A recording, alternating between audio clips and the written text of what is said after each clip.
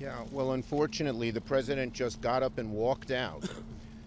He asked Speaker Pelosi, will you agree to my wall? She said no.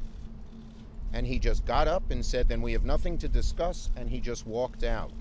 Again, we saw a temper tantrum because he couldn't get his way, and he just walked out of the meeting.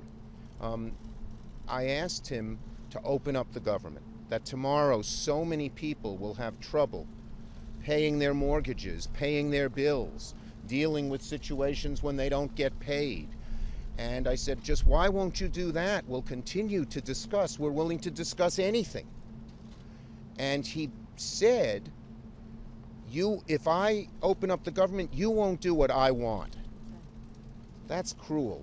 That's callous. And that's using millions of innocent people as sort of pawns. And it was wrong. And then a few minutes later, he sort of slammed the table. And when Leader Pelosi said she didn't agree with the wall, he just walked out and said, we have nothing to discuss. I want to turn the floor over, the president said, to Speaker Pelosi and Schumer. Tell us what offer you have, because we all had in our hands, from the weekend's work of the vice president, and every office had staff there, about where we were. The different offers, the increases of the work that you've done to secure this border. So we turned to Speaker Pelosi. She began to argue whether we even have a crisis or whether facts are true. Turned to Schumer again, who said we just have to open the government up.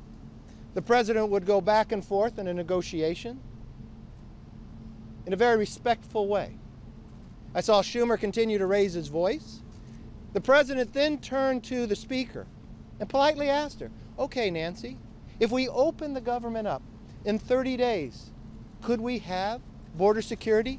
She raised her hand and said, no, not at all. The president calmly said, I guess you're still not wanting to deal with the problem.